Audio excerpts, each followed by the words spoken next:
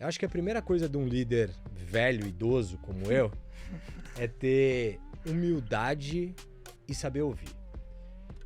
Eu não sei mais de gaming do que o cara especialista em game. Então eu tenho que ouvir essa cena, eu tenho que estar aberto, o que esse cara tá falando.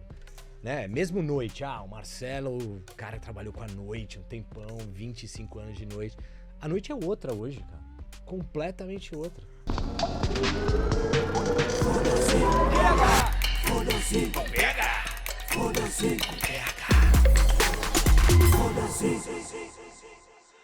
Vai!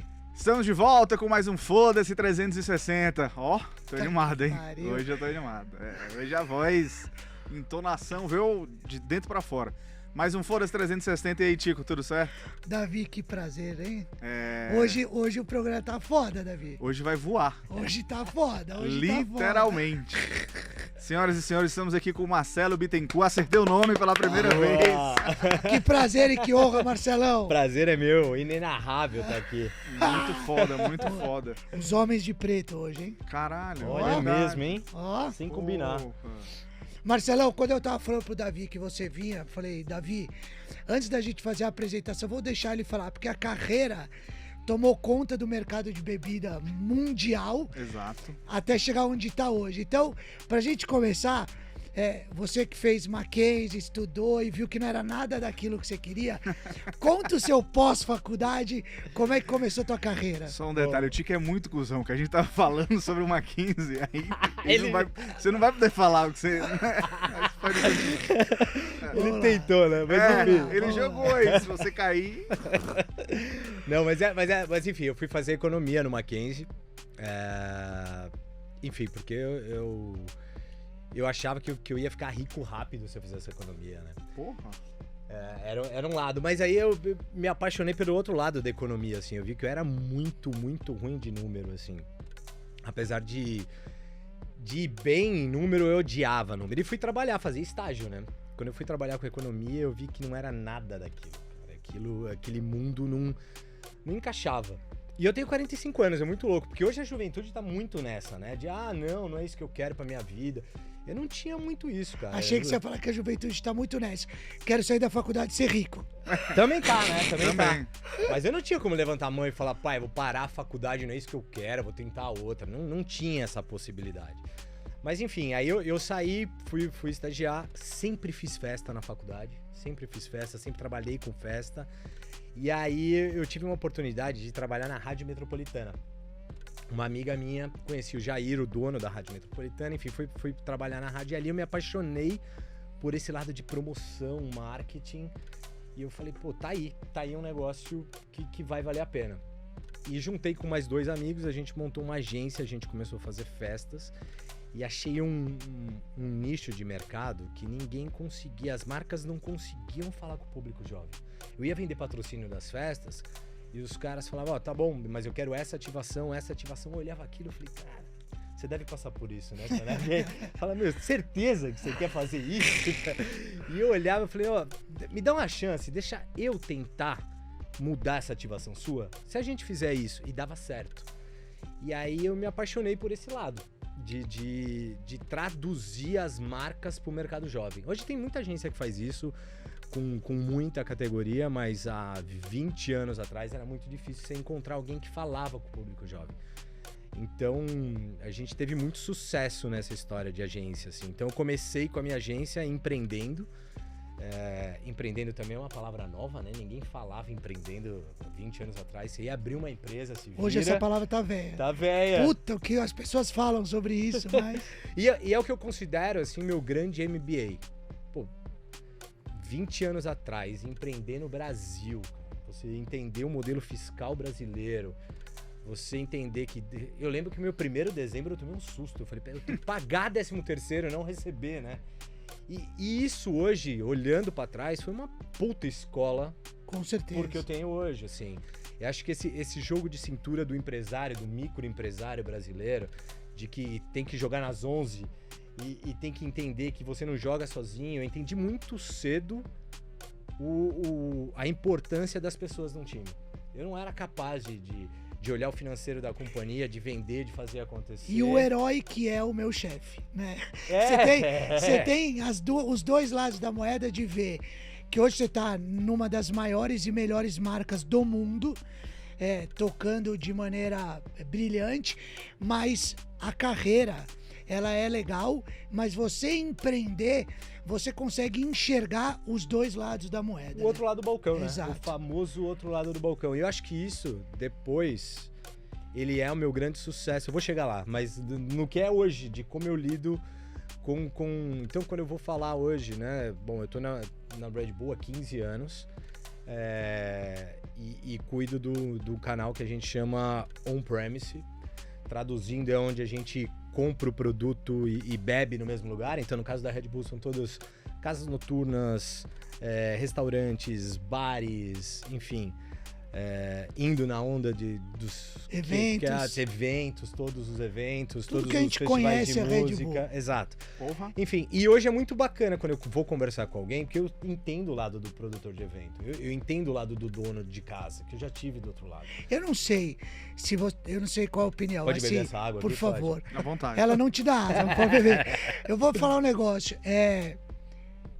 Todo mundo deveria empreender uma vez na vida. Putas, eu acho. Cara, se tivesse a oportunidade de empreender, é do cacete, porque você começa a enxergar um pouco por outros ângulos. Você para de sempre achar coisas de um jeito, você começa a ver o outro lado, e aí você monta o quebra-cabeça para você ter as suas próprias opiniões, as suas próprias convicções. Mas se você tivesse a oportunidade de empreender, de pagar um 13º, né? De olhar o calendário, de olhar a pessoa de um outro jeito, eu acho que todo mundo trabalharia de um jeito mais relax, assim. Você entenderia o quão difícil, principalmente no Brasil, é empreender, né? E eu acho que você acaba criando um protagonismo muito forte, mesmo quando você... eu empreendi. Só que quando você vai pra dentro da companhia, você não consegue tirar aquilo do seu DNA, Claro. desse bichinho que te picou. Claro. Então você trata aquela empresa como tua. É do cacete quando Pô, você tá... Eu não sou o dono da Red Bull, Exato. infelizmente eu sou o dono da Red Bull, mas aquela empresa é minha, cara. É do Eu fico cacete incomodado com luz acesa. Animal. Eu sei, e trazer isso pro dia a dia, e quando você consegue transmitir isso pro time, né? É muito bacana. Mas enfim, eu acho que as pessoas têm sim que empreender e se não possível, eu acho que as empresas elas têm que criar um ambiente para o intraempreendedorismo. Cara, porque você pode empreender como dentro de uma companhia? Criando um projeto novo. É um tipo de empreendedor. Claro. Só que a companhia precisa te dar essa abertura, Autonomia. essa autonomia. Claro. Que é onde, na verdade, esse momento de liberdade, digamos assim, de criar novas coisas, de criar novos processos, de estar atento a novas ideias, vindo com esse lado empreendedor de você estar aberto a isso, é isso que faz você estar na frente. De você estar criando, estar sempre movimentando, estar vindo novas ideias, você estar aberto. Então eu também acho que as companhias também têm que criar um ambiente propício para esse empreendedorismo interno também. Mas eu concordo 100% Muito com você, bom tem isso. que empreender. Fudido. Mas enfim, aí eu tive minha empresa e decidi voltar para outro lado, porque meus sócios quiseram acabar com a empresa. Eles, na verdade, queriam montar um outro negócio, uma casa noturna. A gente estava ganhando um dinheiro legal, jovem, trabalhando com eventos. Os caras falaram, vou ter casa noturna, né? Fácil. Sonho de qualquer jovem naquela época. E eu não tinha aí um background financeiro para aguentar um tranco de perder tudo que eu tinha ganho. Eu falei, eu vou voltar pro mercado de trabalho, e me ofereceram uma oportunidade na Chandon, no grupo LVMH, Louis Vuitton, Moët Hennessy. Aí eu fui para lá, trabalhei com Chandon, depois eu fui pro marketing de Vivo Clicquot. Então aí minha carreira virou bem marqueteira, assim. Fiquei 4, 5 anos com Vivo Clicquot no Brasil.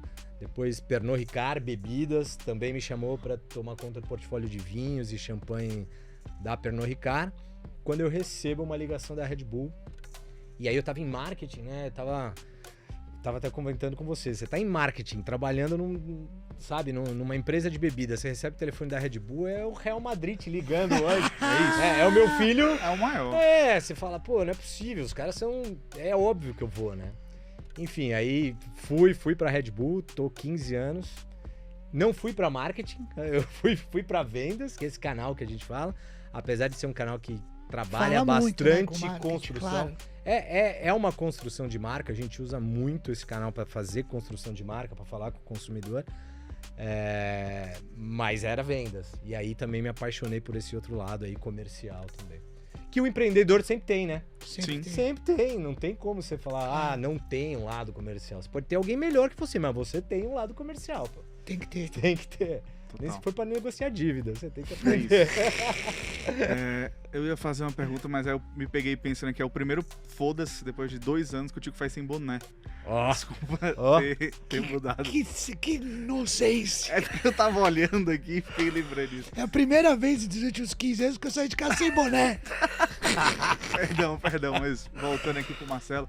Cara, você começou falando que hoje em dia as pessoas já saem da faculdade querendo empreender e tudo mais. O Tico até brincou, ficar rico muito rápido.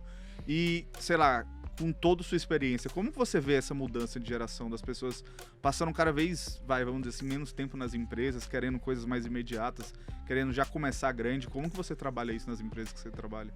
Vou meio pleonasmo, mas desculpa. Não, mas é engraçado, né? Porque eu nunca... Eu fiquei falando de empresas. Eu tive uma empresa durante 4 anos. Depois eu fiquei quase 5 no grupo LVMH. Fiquei só Pernod Ricard, foi uma passagem rápida, mas eu tô 15 anos na Red Bull. E muita gente me pergunta, caramba, 15 anos na mesma empresa hoje, você não aprende mais nada, você não... Muito pelo contrário, né? Eu acho que eu tenho uma vantagem também de estar numa empresa de uma categoria muito jovem. A categoria de energético foi ontem praticamente, foi criada. Então tem muita coisa para se fazer. E se tem uma coisa aqui que não tem, assim, nessa categoria e nesse mercado hoje, no mercado de energético, é rotina, é você se acomodar. Tem muito espaço, a grama é muito alta, tem muita coisa pra gente fazer. Então eu acho que o que as pessoas hoje, elas têm uma certa inquietude, assim, de falar, eu quero fazer, eu quero acontecer, mas elas não têm paciência pro resultado, para esperar Sim. o resultado, assim. Eu vejo isso nessa nova geração que a gente tem que tentar controlar essa ansiedade, né? Que eles querem tudo para ontem, as coisas têm que acontecer agora, e se não aconteceu, eu sou terrível, eu não sirvo para nada, eu dei errado na minha vida. Se der errado, que não, eu tenho 30 anos e eu não sou diretor. Que isso, cara? 30 anos você não é diretor. Tem um monte de gente que começou... Tava vendo a história da Heinz, se não me engano, começou com um fundador ali com 40, 50 anos, começou a história. Então, assim, não é... Eu acho que é típico de uma ansiedade de uma geração que quer fazer acontecer, o que é muito bacana, mas não tá 100% canalizada ali a energia pra esperar e saber que as coisas não acontecem do dia pra noite, né? Total. E muita gente dando certo. Você vê cases aí de startup que você fala, caramba, o cara lançou o WeWork ontem, ganhou fortuna, faliu. Mas acho que isso também atrapalha, né? Tipo, porque, sei lá, total opinião de leigo aqui. Antigamente era muito difícil dar certo tão rápido e tão novo. Posso estar completamente errado. Não, mas é verdade. As Mas oportunidades hoje que a em gente dia tem você hoje vê é os diferente. caras, tipo, sei lá, saindo de faculdade pra montar o Facebook, tá ligado? Então, assim, não hoje em dia, né? Mais de 10 anos atrás. Mas a gente vê muito exemplo de gente conseguindo as coisas muito rápido, né? Então, putz, eu acho que às vezes as pessoas olham, se espelham naquilo e falam, putz, mas os caras conseguem, por que eu não consigo também? Né? É isso. E eu acho que mudou também o modelo de economia, né?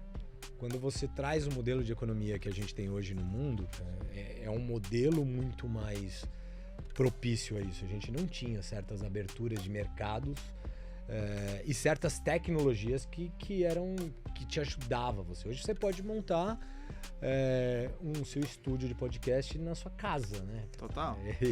E o negócio pode fazer e você fazer. Você Explode. tem essa ferramenta aqui te Não possibilita... vai ser tão bom quanto aqui na Pod 360. Não, mas ter o te Thiago enchendo o saco. possibilita, né?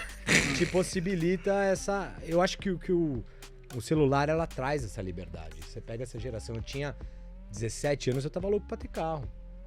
Hoje tem alguns cargos dentro da Red Bull que você precisa ter carta. E é difícil achar uma molecada de 20 anos com carta. Bizarro Olha isso. só. Não tem carta. Por que você não tirou carta? Você tem 20 anos, pô. Eu não Nossa, tenho carta. quanto eu esperei a carta. Eu também, É mas era a loucura nossa isso. liberdade. Sim. Hoje, a liberdade tá no Uber aqui, né? Ele pede o táxi aqui, essa é a liberdade dele. Hoje ele quer pedir um cigarro eletrônico. Ele pede um vape por aqui, mas é isso, assim, eu acho que o celular te possibilita uma abertura para uma economia muito mais Falando globalizada. dessa juventude, Fih, que eu acho que isso é um papo que toda vez cai nisso, né? Sim. Que essa juventude tá assim, não sei o que e tudo mais. Eu acho importante a gente pensar que você vem, mesmo trabalhando na Moe, trabalhando na Pernod, trabalhando na Red Bull, enfim, tudo por onde você passou, principalmente agora, são empresas que, por mais estrutura que tenham, são empresas muito modernas de cabeça, principalmente a que você tá. E essa molecada, você precisa estar sempre com esse pensamento rápido, porque é o conteúdo X, é o não sei o que Y, aí vai fazer um evento que é um evento que tem que gerar o conteúdo, não sei o que. Como é que é a estrutura para você e com essa molecada ou com essas contratações? Você que é o cara que sempre liderou o time, como que você pensa em contratação quando você tem que usar muito essa velocidade, essa modernidade, esse mundo novo conectado através do celular e através dessas coisas?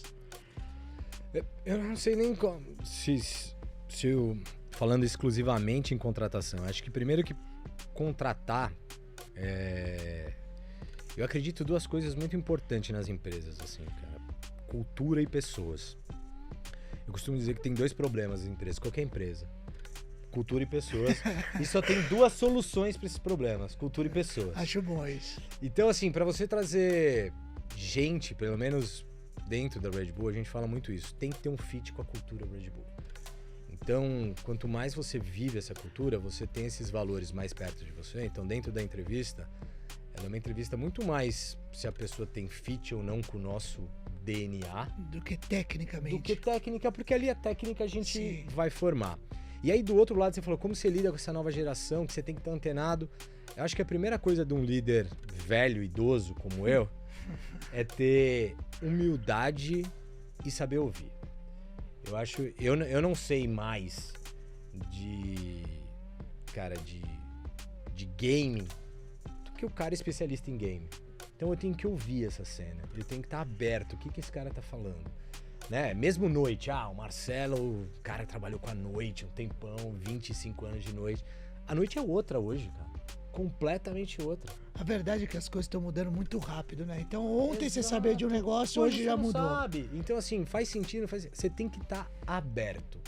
Primeiro assim, eu me considero um cara curioso, então eu gosto de fuçar, eu vou atrás, mas principalmente você tem que saber ouvir essa nova geração.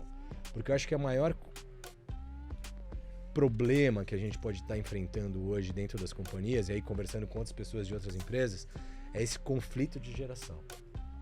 Essa geração nova não quer trabalhar, ela não sabe como trabalhar. Não, ela trabalha diferente. Mas ela trabalha a mesma que você, talvez mais eficiente que você. Não é porque ela não tá 12 horas no escritório igual você, que ela não produz da mesma forma. Por quê? Porque ele tá trabalhando usando outras ferramentas que você não usa. E tá conectada com outro mundo que você não tá. Então, eu acho que você tem que saber ouvir essa nova geração. E, ao mesmo tempo, o meu conselho para a nova geração é: você tem que respeitar a experiência também dos mais velhos.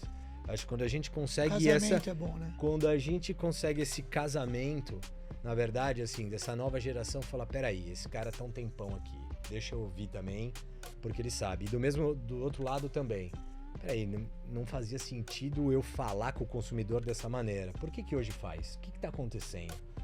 Então não adianta eu, Marcelo, mais meus pares lá, tudo acima de 40, a gente fazer uma reunião que é o público da Red Bull, cara.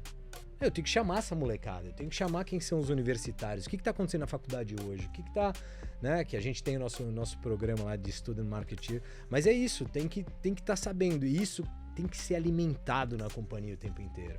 E aí entra a história de você dar abertura, onde as companhias que hoje dão abertura para essa voz, é as que estão mais em velocidade. E óbvio, tá aberto a mudança. se tem uma coisa que não existe hoje é uma constância. Assim, né? A única certeza que a gente tem é que não é constante o que a gente está vivendo. Então você tem que estar aberto a essas mudanças e se adaptar muito rápido. Você entendeu, Davi? Tô compreendendo. É isso.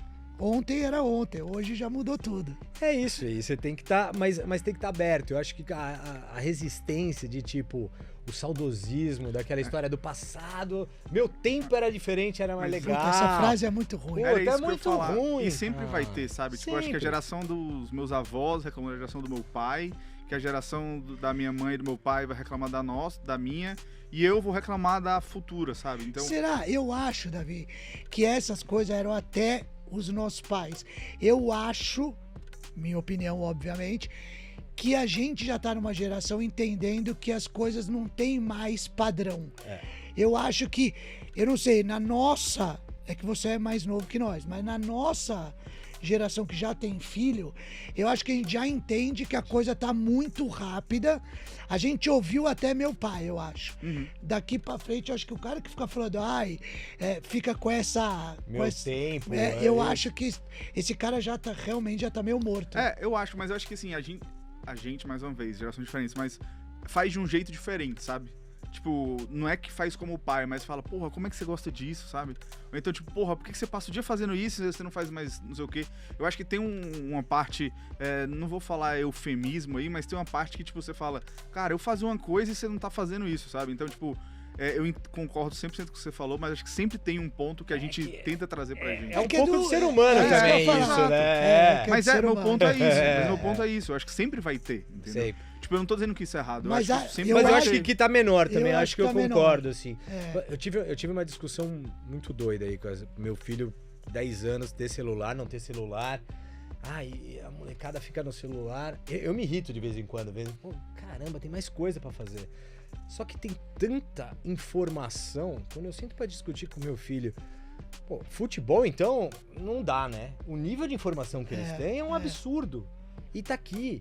Então, assim, ele tem um portal que se abre. A gente mais velho, o que você tem que tentar mostrar é que existe uma vida também de equilíbrio. Sim, e canalizar essa informação pra Exato, coisas boas. Pra coisas né? boas. Sim. Esse é o Exato, ponto. Esse é o ponto. Esse é o grande desafio, diria. Esse é o grande desafio. E é o mesmo desafio na empresa, né, cara? Você Exato. ouve muita coisa, tem coisa que você vai filtrar.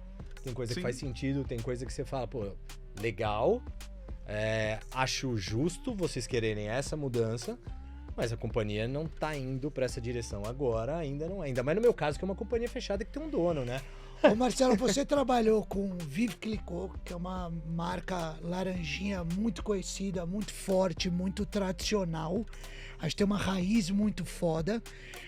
E depois foi trabalhar agora numa companhia que respira a marca, né? A gente que tá do lado de fora sempre tem aquela dúvida, assim, você não entende muito a companhia, só que você sabe exatamente o que eles fazem. É uma empresa X, daí de repente tem uma marca forte no automobilismo, aí faz um evento de avião, aí tá no skate, tá no futebol, tá em tudo.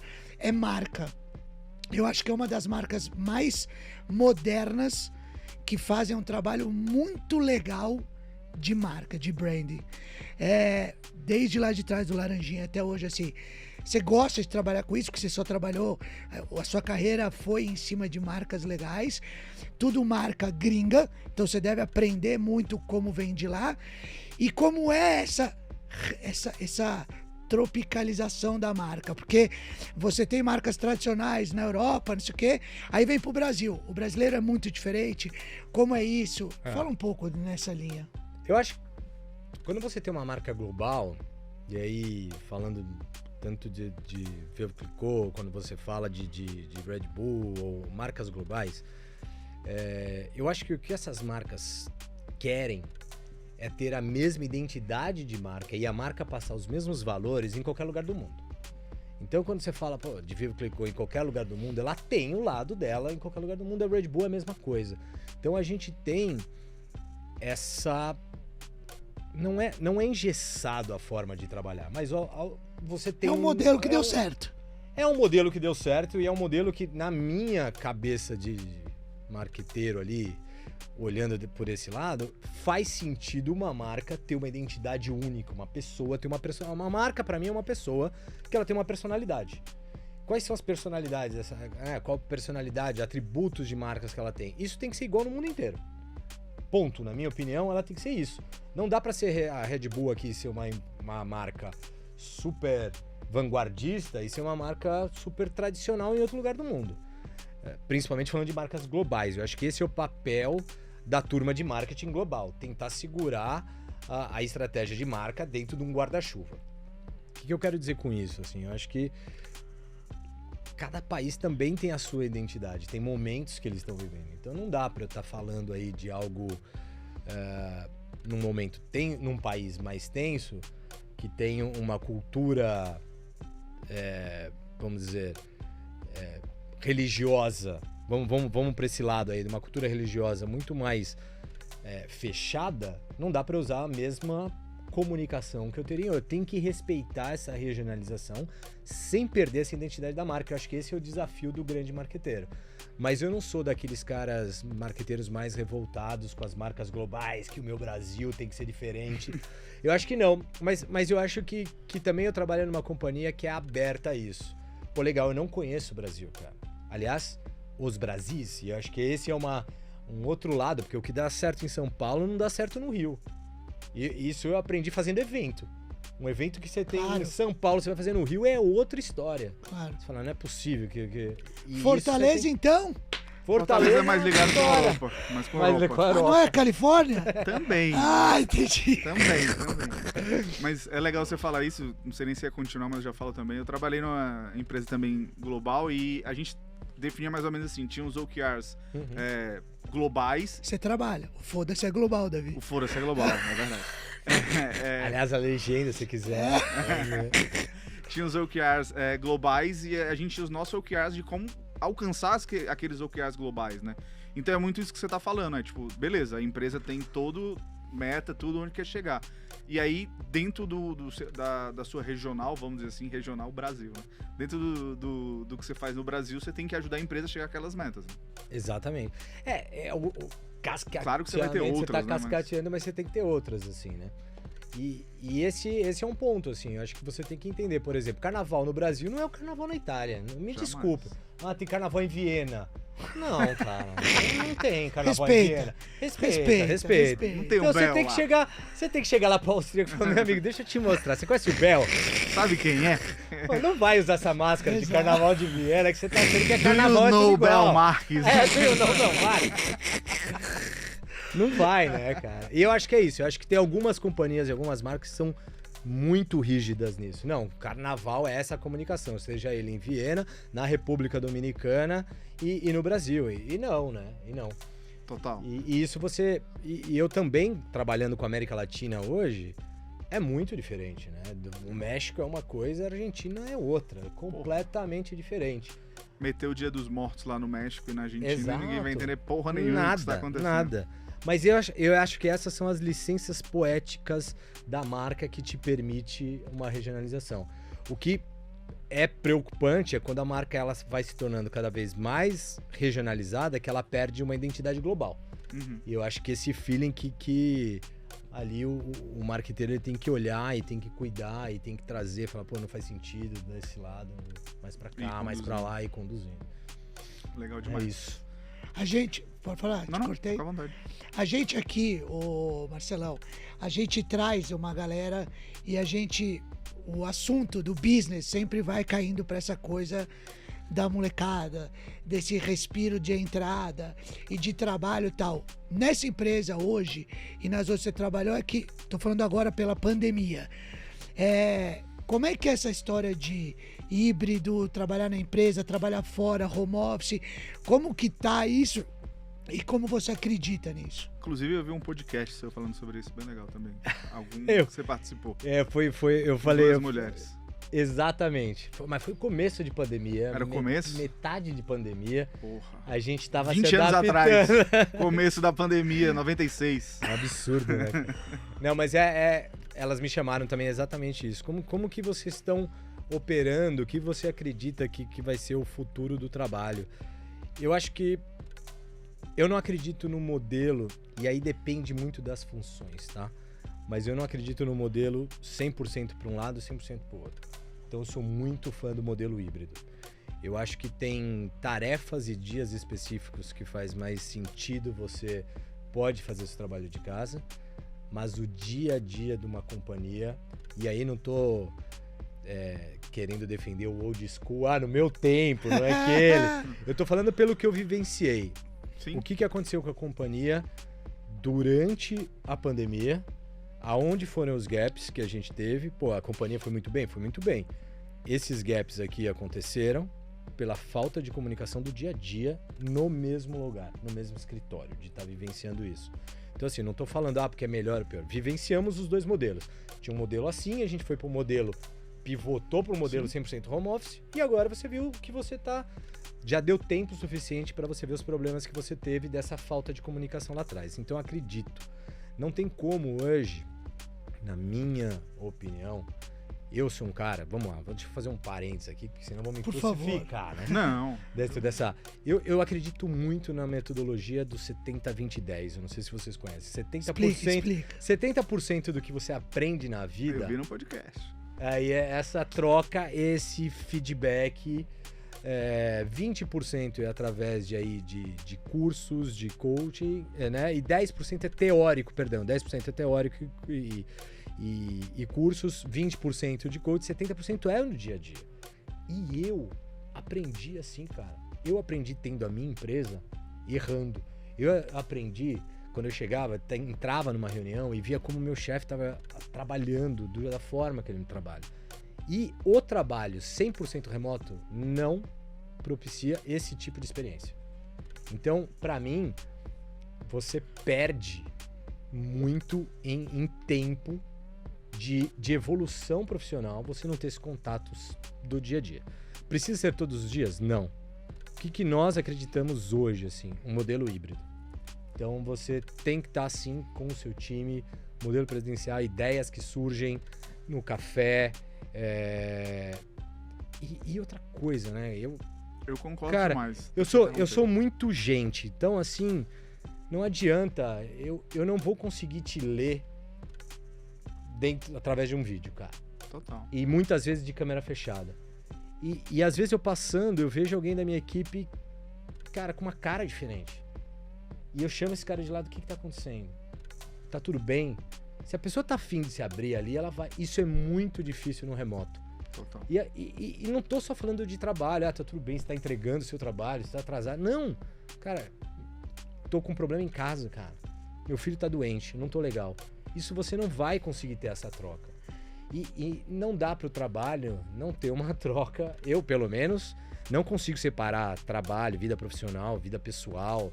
Consigo separar espaço na minha agenda. Mas, o Marcelo da Red Bull, agora eu saio, tiro o meu chapeuzinho de Marcelo da Red Bull, agora eu sou o Marcelo pai, Marcelo esposo. Não dá, assim, é tudo a mesma coisa, entendeu? Eu tô na minha casa, às vezes respondendo o e-mail, mas ao mesmo tempo eu tô no trabalho falando com o técnico de futebol do meu filho, se ele foi convocado ou não. E essa é a dinâmica. Mas estar com as pessoas, olhar no olho, pegar contato faz muita diferença. Brasileiro é isso, né? Brasileiro é isso. E você que é Latam, quando você chega nos outros países, é um pouco parecido ou tem muita diferença? Acho que o latino é muito parecido, muito, né? O latino a gente tem as suas diferenças, formas de trabalho, mas a gente tem esse calor humano, então você sente. Quando você vai para outros países, continua sendo a mesma empresa, a mesma Red Bull, mas ela é Alemanha, cara, é diferente, entendeu? Aquele oi, tudo bem, com o braço bem longe, né? Assim, o cara achando ruim pra você dar um abraço. Exato, mas é cultural, assim. Mas na tua jurisdição aqui é tudo parecido. É muito parecido, o Latam é muito parecido, assim. Você tem as brincadeiras com o argentino, entre o brasileiro e o argentino, que é mais do lado do futebol. Entre o chileno e o argentino também se pegam um pouquinho, mas é tudo muito parecido, Eu acho, olhando, se você for falar pra mim, hoje, América Latina, eu acho o chileno um cara, é muito difícil generalizar, né? Sim. Mas eu acho ele extremamente focado. A forma de trabalho dele, ele é um cara talvez um pouco mais quadrado, mas ele é muito focado, ele é muito parecido mais com o pragmatismo alemão, assim. Então, dentro da América Latina, que me perdoe os chilenos, eles são os mais... Mas se bem que outro dia eles estavam falando que eles eram a Suíça da América Latina. Então tá meio... Tô tentando entender de onde que pode Mas não ter vão pra vindo Copa, isso. o mais legal é que eles não vão pra Copa, né? cara? Tentaram até um tapetão, né? Tentaram um tapetão e Tentaram não um vão pra Copa. tapetão, deu mó treta, mas não vai. isso, não Depois vai que pra Copa. morreu não, parou Salas Zamorano, acabou o Chile. Acabou. Eu tinha muito medo deles, sério. Jogou contra o Brasil em 98, se não me Sempre, engano. Salas né? Zamorano Sempre, era muito... Sempre caía. Mas é tudo igual, eu acho que o latino ele tem muito isso, do espanhol, do português, tem essa mistura com o italiano, e tem os povos originais, a gente tem essa misturada, a gente é mais contato, é mais festa também, é mais Boa. mais E oba-oba. mudando de assunto, mas falando do mesmo assunto ainda. Quem vai ganhar a Copa? Não, eu ia entrar nessa, mas nem vou. Mas já que o Tico perguntou, fala. Quem vai ganhar a Copa? Ah, eu acho que o Brasil ganha. Eu acho que o Brasil ganha. Porra, tomara. Temos uma semifinal talvez mais apertada, mas passando a semifinal, acho que ganha. Brasil e Argentina vai ser treta. Eu não sei se consigo ver semifinal da Copa Brasil e Argentina. Não, você não tava- consegue. Eu não sei se eu Você consigo não assistir. consegue. Eu cara. tava vendo um documentário Meu da Netflix Deus. do Penta e tava com medo do Brasil perder um jogo. Da Bélgica, né?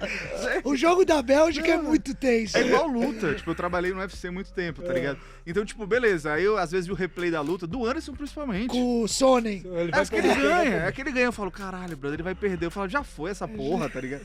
Então, tipo, acho que é muito isso. É Eu isso. tava nervoso vendo já o documentário da Netflix, vai ser foda. Não, vai ser difícil, cara. Mas acho que o Brasil precisa, né, cara? É, precisa. Eu acho que o brasileiro precisa. O brasileiro. A gente tá precisa. precisando E é o de que eu venho novo. repetindo, não, os deuses do futebol não vão deixar o Galvão Bueno se aposentar sem um penta. É isso. Tem isso, é a última Copa dele, ele vai ter que narrar é penta. Eu não sou muito pra... Eu quero... Deixa o Galvão lá, tô fazendo pra nós, assim, cara. A gente merece, o Sim. brasileiro merece, Como é cara. que eu tô me apegando a tudo que é possível, entendeu? Eu tô Tá puxando muito mandigas. chato essa porra de eleição. Tá muito chato, Tá cara, muito chato, o povo de tudo. O outro faz um gol, vai na torcida, a torcida invade pra bater, cara. Tá insuportável, Insuportável, tudo. cara. Isso foi louco, insuportável. né? Não, tá Daniel, insuportável É, tudo, no Ceará cara. também deu uma treta. É. Mas a gente precisa. O brasileiro tá levando tudo. Eu acho que a gente tá tenso, né, cara? Tá tenso. Tá flor Tá. da pele. Não, imagina agora, né, com o segundo turno. Eu acho que a Copa vai dar uma relaxada um pouco. Porque, ó, é Copa, verão e carnaval. Se a gente pegar essa. Sim. Aí não para mais. Não, Aí não segura. é o que eu falo, esse ano tem eleição, aí vai ter a Copa, farofa da GK, Natal, Réveillon e já emenda o Carnaval. Só tem evento fera. Até o final do ano é nóis. Impressionante, cara. É impressionante. É isso. Mas o que eu ia perguntar, cara, é... De todas as empresas que você trabalhou, qual o maior desafio de... Não de regionalização, mas vamos falar assim, vai, tipo... De trade, de consumo, de, tipo, abastecer todo mundo, de trazer tudo isso. Tem um desafio semelhante entre essas empresas? Ou, sei lá, chega a faltar material? Vocês construíram fábrica no Brasil? Como que é tudo isso? Cara, falando das últimas, a gente não... Eu trabalhei 100% com produto importado, né? Então, pego o Vivo Clicô, obviamente produzido somente na região de Champagne. Pernod Ricard, o portfólio de vinhos que eu trabalhava era 100% importado. E Red Bull é o único energético brasileiro 100% importado. Então, não temos fábrica no Brasil. E é sempre um desafio logístico, ainda mais pós-pandemia. Você... Todos os insumos caríssimos. Todos os insumos caríssimos, postos de importação. Então, assim, o mais difícil o Brasil tá longe também, né? É difícil chegar. Ou perto, mas enfim, mas é difícil chegar, assim. Eu acho que eu nunca enfrentei uma crise como enfrentei com pandemia, obviamente, e principalmente pós-pandemia, nas questões logísticas. Mas eu nunca... E Vivo Clicô, não falando sobre a marca Vivo Clicô, né? Pô, já larguei a Clicô faz 20 anos, 15 anos. Mas é uma outra coisa, né? A região de Champagne, ela tem um limite de produção. Que louco. Você não pode chamar, né? Então, dentro da região de Champagne, se você plantar aqui, que não é delimitado a região de Champagne, você não pode chamar de Champagne. Você vai chamar de Sparkling Wine, mas não é Champagne. Champagne é na região de Champagne. E esse terroir, essa terra, ela tem um limite de produção. Então, cada vez mais gente procurando, só tem aquele limite e ela vai ficando mais cara. É isso. E dependendo do ano, da safra, ela tem uma produção menor ainda. Então esse é um desafio. Marketing de escassez. É o lei da Não, oferta. é o marketing de escassez. Lei da oferta e da Exatamente. procura na veia ali, né? Total, eu não tenho como produzir mais. É isso aqui que eu tenho. Então, E aonde que planta o Red Bull? Você quer uma semente pra plantar, né? Cara, a Red Bull tem as suas fábricas lá na Áustria e vende lá, fábrica de refrigerante, não tem segredo também não. Muito bom. É isso. Que Tudo massa. de lá pra cá. Deve ser muita treta trazer. Eu tenho um brother que trabalha com trade na PepsiCo e na pandemia ele tava num local tranquilo pra fazer trade, pra trabalhar com trade market. Tava na China, cuidando das fábricas. Então ele falou, cara, foi loucura. Tipo, Loucura. porque ele era responsável por abastecer as fábricas, né? Então, putz, era um caos. Imagino que vocês devem ter vivido também. Foi. E eu acho que isso vai ser... Daqui pra frente, eu acho muito difícil hoje as companhias acertarem demanda de consumo. Isso vai ser... É um fator competitivo quem acertar mais esse daí. Porque é de verdade, assim, é muito... A demanda, hoje, todos os estudos que você faz, ela explode pra cima, ou às vezes você vai pra cima e ela vai pra baixo. O entendimento do consumidor hoje, ele tem que estar muito... Você tem que estar muito no dia a dia, assim. E é muito louco. E você planejava o trimestre, né? O semestre. Hoje você não planeja semana que vem, cara. Isso é muito difícil. Isso é muito difícil, Isso é cara. muito difícil. Isso é muito difícil. Então você tem que ter jogo de cintura o tempo inteiro. E aí é que o executivo brasileiro se dá bem. Cara, eu tava conversando com os meus amigos ali, os caras, nossa, cara, situação dificílima na Europa agora, a gente tá tendo inflação. Então, vocês querem aprender a lidar com crise e inflação? Vem pra cá. Vem aqui. Eu acho isso, o executivo brasileiro, ele é muito bem formado, cara. Você pega o nosso... Na Você faculdade olha, da vida, né? Da Porque vida, da vida. Volta pra história do empreender. Exato. Pô, você pega o sistema fiscal do Brasil, que é a coisa mais complexa, pro cara entender isso aqui. Não, você brasileiro não entende. Você brasileiro não entende. Aí você tem regionalização, aí Você você lembra tem, uma o loucura. presidente da FENAC falando que ia sair do Brasil? Porque é um país que não dá pra operar, não dá pra trabalhar vendo essa parte fiscal do Brasil. É isso. Falou, vou É embora isso, vai porque não embora, dá pra não dá. trabalhar aqui. Não dá. E é difícil, tá? Tem coisa que a gente ganhou credibilidade, mas quando você chega pra algum alemão, você fala, cara, eu tenho que te explicar isso aqui. Ele falou, cara, eu acredito em você, velho. Eu não consigo entender. É difícil. O Brasil é complexo. Pô. cara. Marcelo. Vai explicar o Belmarx Carnaval, o cara não vai entender. Não dá. Se mostrar uma cena de cima, o que acontece na rua em Salvador, Não. Vai. e não acontece nenhum problema caótico, o cara fala, não é possível que isso vai acabar bem. É isso, não Tem é. uma coisa que é impossível. A chance de dar certo aí é zero. Zero. Daqui que a gente explique que cordeiro não é segurança, fudeu. Os caras não vão entender nunca. Não vão entender É nunca. difícil isso. Não né? dá. Isso é muito Brasil, cara. Não dá. É isso. Você ia falar? Não. Por gentileza, você sabe que aqui a gente divide o seguinte. Não fala isso. Tem o pink e o cérebro. O cérebro tá aqui, né? Nosso Porra cérebro. nenhuma. Porra, nunca empreendi? Rapaz, Como é que eu sou, sério? ô Marcelão, voltando pra gente falar um pouco de carreira, que é um pouco do que a gente aborda aqui no Foda-se, pra mostrar. E a gente tem um privilégio, Davi, não sei qual é a tua visão, mas assim, só vem cara foda aqui, Porra, né? é animal. Que trabalhou nas melhores empresas, que tem os melhores caminhos para chegar nos lugares. Então, assim, a gente tem um privilégio de bater papo e contar as histórias. Semana passada, retrasada, a gente grava, né? Não é ao vivo, então a gente sempre se confunde aqui. A gente tava aqui, essa semana que tá no ar, o Ronaldo Lemos. Porra, foi foda dele. Um cara muito de tecnologia, a gente tava falando um pouco da China aqui, é um cara que viveu a parte de tecnologia da China e agora tá respirando África, porque tá dizendo que tem um polo aí tecnológico surgindo, vindo numa velocidade muito grande, e você contando um pouco que vem tudo de fora e tal. A gente ouviu muitas histórias que aqui no Brasil tudo que vem de fora, você se programa com muita antecedência, né? E a gente falando que não dá para fazer essas previsões com muita antecedência.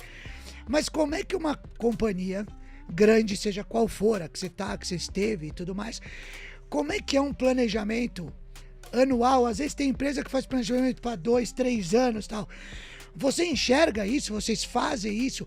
Você com o teu time ou com a tua cabeça faz esse planejamento? Cara, assim, só desculpa antes de você responder. Parabéns, Chico. Juntou os episódios, fez uma pergunta Foi, Porra, né? tá Elaborado, voando. elaborado. Né? Até o Gui tá batendo palma ali, ó. Elaborado. Caralho. Ah, não dá pra levar a Eu tô sério, foda-se. impressionado. Você que leva a sério, foda-se, que tá escutando, não leve a Mas sério. não foi foda-se. boa?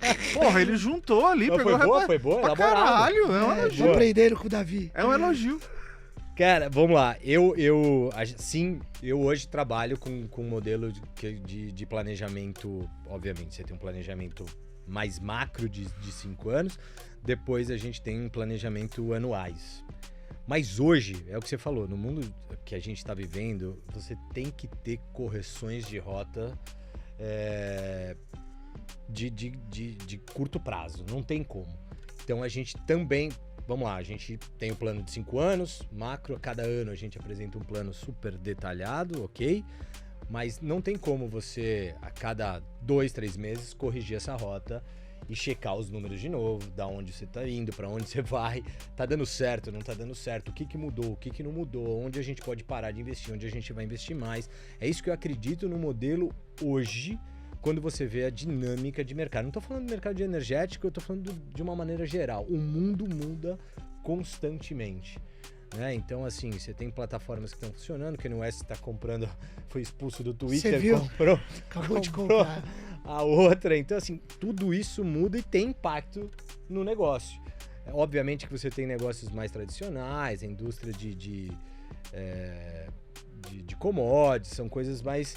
Mas hoje o mundo tá mudando muito. E a geração muda muito rápido, né? Então, assim, o que vai ser hoje, o que eu tô pensando, sei lá, pra esse ano, uma cena de tal esporte. Não vou dar spoiler aqui pros meus concorrentes, mas sei lá, uma cena de tal esporte. Daqui a pouco tá surgindo uma cena aqui que ela torna um boom em 3 meses, cara. Em 3 meses. Então, assim, é isso. Como você surfa ondas, né, o tempo inteiro, sem você perder, obviamente, a sua identidade, mas você tem que estar preparado para corrigir essas rotas. Eu lembro quando a gente ia levar projetos, você vai levar projetos para umas empresas, a gente se planejou em outubro do ano passado. Não existe mais isso, na minha opinião. Não dá. Você pode planejar, óbvio, mas esses ajustes, porque surge uma coisa muito legal, você vai estar fora, porque eu planejei há 9 meses atrás. E eu acho que a pandemia, ela só veio para dar um carimbo nessa história. Exato. Assim, ó, aí agora, você se virou na pandemia, Exato. Você planejou tudo diferente. Na pandemia eu lembro, cara, que a gente tinha reunião diária e uma reunião mensal que era a mais longa. O que aconteceu essa semana? Era tudo novo, cara. Era tudo novo. O que vai acontecer? Vai abrir, não vai abrir. Amanhã tem gente na rua? Não tem. Eu tenho gente no meu supermercado? Não tenho. Casa noturna abre, não abre. Fecha restaurante, não fecha. Amanhã tem que ter produto. Pode evento, pode não evento, pode. não pode evento. Que Nossa. tipo de evento pode e não pode? Você Do tem que estar se caralho. adaptando o tempo inteiro. Isso só mostrou que a gente pode se adaptar rápido. Então, que você não tem essa necessidade, óbvio, a visão de longo prazo ela é importantíssima. Claro, Mas que lógico. você tem capacidade de se adaptar. Adaptação. Adaptação. É isso. Não tem outro jeito. Cultura, gente e adaptação. Eu acho que a gente pode E tá acoplar. envolvido em cultura e gente. Tá envolvido. Mas eu acho que é isso, porque É o título do episódio. é o título do episódio. Viu, Gui? A Débora também. Eu acho que é isso, porque de fato você tem que ter essas direções de planejamento e tal, mas essa adaptabilidade aí dessa galera é fundamental. E aí, de novo, você volta pra mim no que há de mais importante, sem ser clichê ou romantizar um negócio, mas é gente, cara, é pessoas. Então, você tem que contratar pessoas com capacidade de adaptação. É isso. Você tem que ter tudo eu costumo dizer E que com o nosso paciência, business hoje né, é que um você people falou. business, cara. E é paciência o que você falou. Eu acho que você via, eu lembro, as pessoas queriam fazer carreira.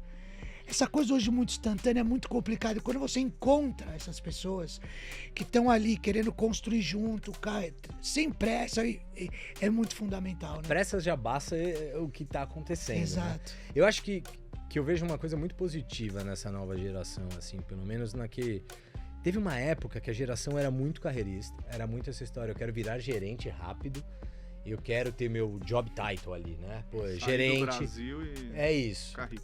Eu vejo muito essa galera, talvez eu acho que vem dessa cultura startupeira, mas uma juventude assim, chegando no mercado do trabalho com muita vontade de achar as dores e resolver problemas.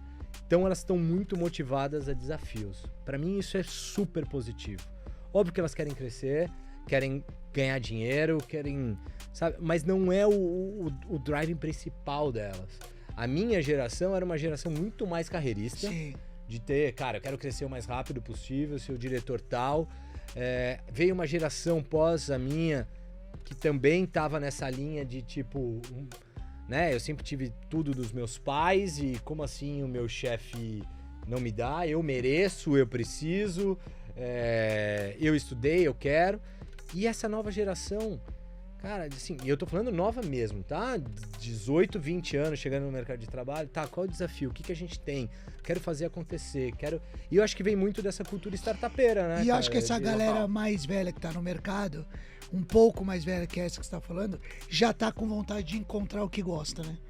Não só financeiramente, e sim, Fazer o que quer, né? porque eu preciso estar num trabalho que de fato me dá prazer, me dá... Que tem a ver comigo, Que né? tem a ver comigo, Eu acho que isso... Eles entenderam, assim. Tem muita gente que fala... Ainda tem essa... trabalho é o trabalho.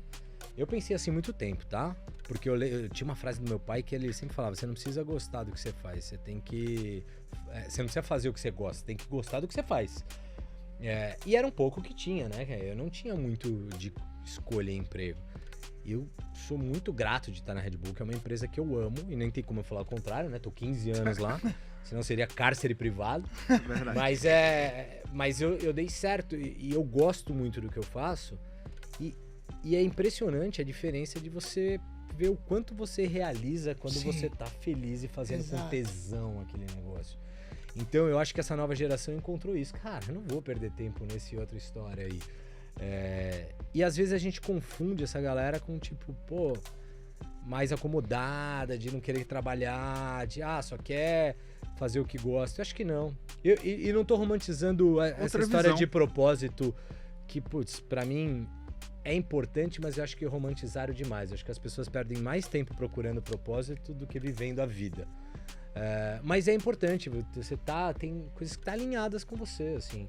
Tem coisas que eu não conseguiria fazer na minha vida, não adianta. Tem alguns headhunters que me ligam e eu falo, cara... Começa por aí, né? O que eu não faria, o que eu não quero. Não vai, não me chama, assim. E não precisa ir muito longe também, não. Eu tenho 15 anos de Red Bull. Hoje, se você me chamar para algumas outras empresas, não vou falar o nome, mas mais quadradas, grandes empresas, absurdas empresas. Mas não tem mais fit, não vai, não dá. Fudido. E acho que é isso. Eu acho que essa nova geração tá com isso muito claro. Não, peraí, meu. Sim. Não vai, não vou. Irado. Tico, estamos chegando no finalmente. Acho que ele tem bons nomes, Davi. Opa. Eu aposto, porque, É. ô Marcelo, a Bons gente nomes. Vai entender, você vai A entender. gente, quando tá acabando, a gente pede pro nosso ilustre convidado indicar 1, 2, 3, 4 pessoas que vem na cabeça e fala, puta, seria legal estar aqui contando a história. Quem vem na tua mente aí? Acabei de... Eu tenho um amigão meu, que é o Fernando Soares, que é hoje o presidente da Dominus, tem uma história muito legal. Ele vinha aqui, né? Tava marcado Aí, pra ó. vir, Marcado, não se veio. ele Tá dando calote aí, a ele A deu gente um vai bolo. ligar pra a ele. gente vai ligar pra Deu um ele. bolo. A gente vai ligar pra ele. Eu acho interessantíssimo. Eu não sei, mas tem um cara que eu admiro muito aí, puxando sardinha pro meu lado de entretenimento, que acabou virando um grande parceiro, amigo de negócio, assim, que é o Rodolfo Medina do Rock in Rio. Eu acho que o case Rock in Rio é um case muito diferente de qualquer outro tipo de festival de música. O que eles entregam como experiência, o que Não, eles uma entregam aula, como né? produção. E agora eles estão lançando um projeto em São Paulo, né? Que é o The Town, É. que tá vindo pra São Paulo também. Irado. Então é um outro cara legal. Quem mais? Pô, tem muita Porra, gente esses dois nomes já tão bacana, ótimos. Tem muita gente bacana também. E eu acho que tem um cara muito legal, que é o Joseph da escola Conquer. Eu não sei se vocês ouviram falar, mas é uma escola que revolucionou, está revolucionando muito a educação no Brasil. Gostei E disso. principalmente na educação que eu acredito que é nessa história que a gente tá falando de o brasileiro da escola da vida. Claro. Então ele tira. A Conquer é bem bacana. Olha, fazendo propaganda, hein? Depois eu vou querer uma. mas é muito legal, porque é a forma que eles hackearam o sistema de educação hoje, né? Pô, aquela história daquele MBA de 6 anos. Não, o que você precisa aprender hoje que vai te dar resposta amanhã? Rápido. Qual que é esse dia a dia? Uma escola que tem os professores que são executivos, que é muito legal. E eu acho que o case Bom nome. deles é bem bacana. Gostei, Davi. Boa, vamos fazer aquele grupo do WhatsApp depois. Fechado. Marcelão, muito obrigado. Muitíssimo Uma obrigado. honra, uma aula. Honra minha tá aqui Sensacional. no Muito meio bom, de viu? vocês. Muito bom. Muitíssimo Incrível, obrigado pelo convite. Valeu! Boa, Marcelão.